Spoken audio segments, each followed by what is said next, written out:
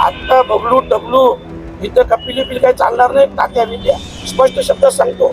साहेब मी तुमच्या विरोधात आहे. आता तुम्ही माझा जो अपमान केलाय ना तुमच्या विरोधात, तुम्ही इथून जा. हे आम्हाला दादागिरी करायला आहात का इथं? तुम्ही रिटायर्ड डीसीपी आहात म्हणजे तुम्ही आमच्यावर दादागिरी करणार?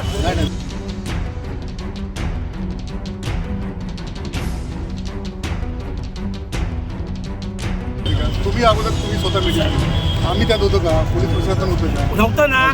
3 महिने झाले ना. आता मला नाही, मला काय म्हणायचं, मला एक चान्स आणि त्याच्यानंतर तुम्ही नाही म्हणाल ती गरज नाही असं नाही साहेब नाही. तोपर्यंत मी इथून उठणार नाही. तो आजचा दिवस, उद्या दिवस, परवा दिवस सगळा मी ते आमच्या बिल्डरचा रिस्पेक्ट करता. आमच्या तोपर्यंत मी इथून उठणार नाही. तो आजचा दिवस, उद्या दिवस, परवा दिवस सगळा आणि 50% काम तुमच्या गुंडांना, तुमच्या भाई लोकांना द्या आणि 50% काम शेतकऱ्यांना. काय तुम्ही कोण लागून गेले एवढे मोठे? त्या खासदाराची इज्जत नाही का? मी का तुमच्याकडून पैसे मागतो? ते सांगतो मोठं नाही, मोठं तर तुम्ही बोलता. आता सगळे खासदार 3 महिने विनंती करतोय. तुम्हाला काही शरम वाटत नाही का? तर तुम्ही एवढे मोठे झाले. इंफ्रानेट भिवंडी के नंबर 1 इंटरनेट सर्विस प्रोवाइडर अपने नए कस्टमर्स के लिए लाए हैं फेस्टिव धमाका ऑफर, जहां आपको मात्र 1499 रुपये में मिलेगा 3 महीनों का 60 Mbps का इंटरनेट प्लान, साथ ही 5G राउटर और फाइबर इंस्टॉलेशन बिल्कुल फ्री जब तक सर्विस एक्टिवेट है। खास बात यह है कि इनके पास कोई हिडन चार्जेस नहीं है।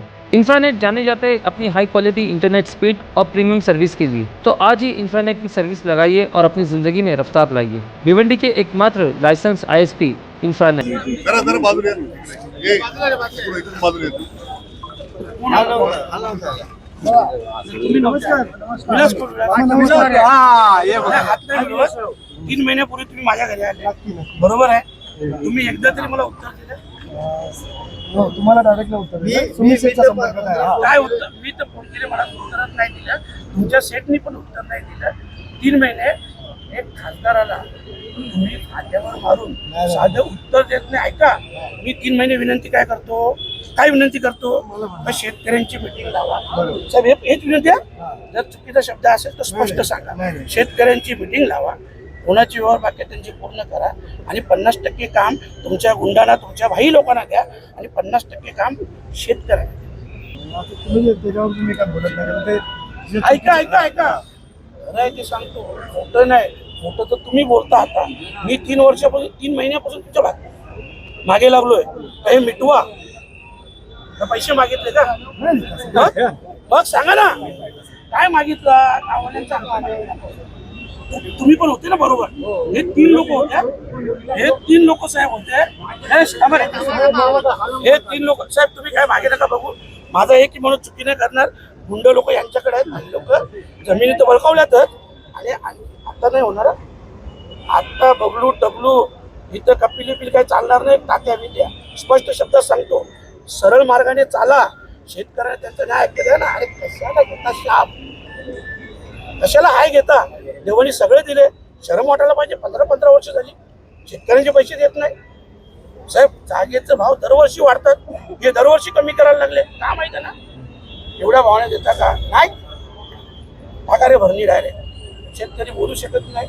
तर इकडे बदला तुमचे भाई लोक उभी, परत तुम्ही शेतकऱ्यावर लगेच खंडणीचा गुन्हा दाखल करता. असं आहे ना? ठीक आहे. आता स्पष्ट म्हणणं आहे, शनिवारपर्यंत काम बंद ठेवा. शनिवारी राजू वोरा, तुम्ही, मी, शेतकरी सगळे बसू. आमच्या ज्या मागण्या आहेत दोनच आहेत. सगळे व्यवहार पूर्ण करा आणि 50% काम देऊ. अरे तुम्ही कोण लागून गेले एवढे मोठे? त्या खासदाराची इज्जत नाही का? मी का तुमच्याकडून पैसे मागतो का? निर्णय घ्या. काम बंद ठेवा. नाही तर 15 मिनिटात मी सगळ्यांना मेसेज टाकेन. मग जो घटना होईल ना इथं, तर सगळे जबाबदार तुम्ही असाल. एक तर अगोदरच तुम्ही गाववाल्यांना बरबाद करून टाकलेलं आहे, हे पण लक्षात ठेवा. पण ह्या पुढे न्यायचं. अरे तुला शरम वाटायला पाहिजे मला विनंती करायला. मी तुला विनंती केली 3 महिने झाले. सगळे खासदार 3 महिने विनंती करतोय. तुम्हाला काही शरम वाटत नाही का? तर तुम्ही एवढे मोठे झाले तर 3 महिन्यात आमच्या साधा मिटिंगचा मान सन्मान नाही ठेवू शकत? सांगा ना.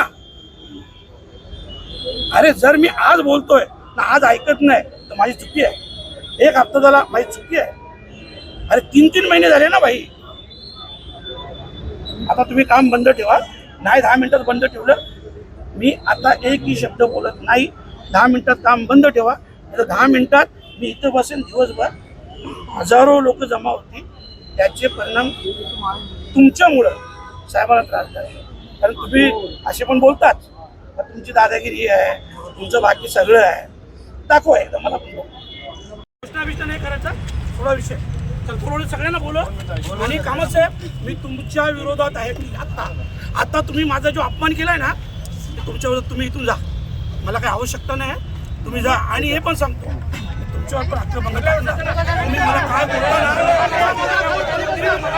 मला जी वागणूक तुम्ही दिली ना बस.